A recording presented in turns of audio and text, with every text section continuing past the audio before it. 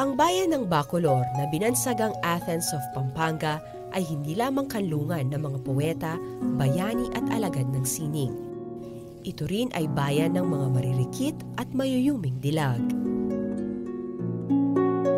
Tulad ng mga mito sa Athens, ang Bacolor ay pinagmulan din ng mga binibining nakakabighani ang kagandahan, kapantay sa ganda ng mga diyosang sina Hera, Athena at Aphrodite.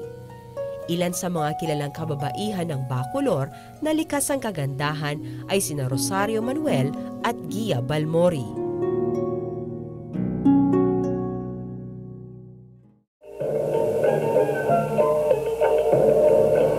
Sa ngayon, ginaganap sa Bacolor ang isang patimpalak upang hanapin ang pinakamagandang binibini sa bayan. Ito ay sinimula noong 2002 hanggang 2009 sa ilalim ng panunungkulan ni Mayor Buddy Dunca Jr. Dahil dito, nagtatagisa ng galing at kagandahan ang mga dilag na nagmumula sa 21 barangay ng bayan.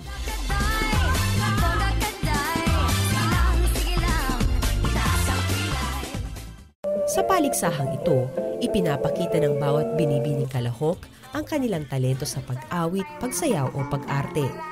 Ngunit sa bandang huli, iisa lamang ang mag-uuwi ng korona at hihirangin bilang Miss Bacolor.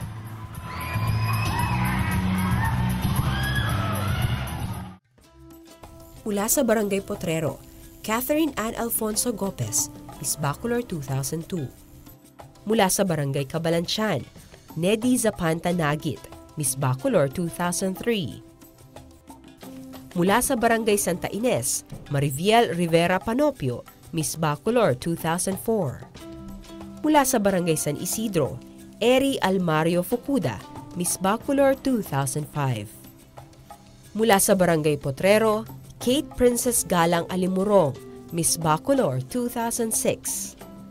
Mula sa Barangay San Isidro, Micah Francesca Ley Espiritu Cunanan, Miss Bacolor 2007.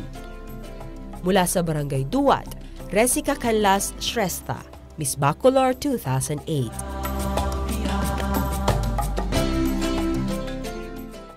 Tunay ngang ang mga kababaihan ng lahing Kapampangan ay may likas na kagandahan o natural beauty ika nga.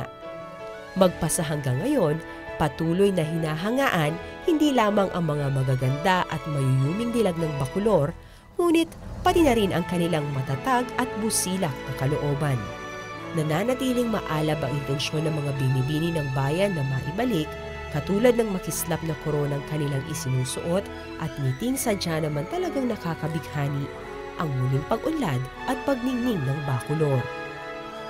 Sa 3 terminong pamamalakad ni Mayor Buddy Dunca Jr., lubos ang pasasalamat ng mga dilag ng Bacolor dahil sa oportunidad na ibinigay ng butihing alkalde upang kanilang mailahad ang natural nilang kagandahan at talento na proudly Bacoloreño.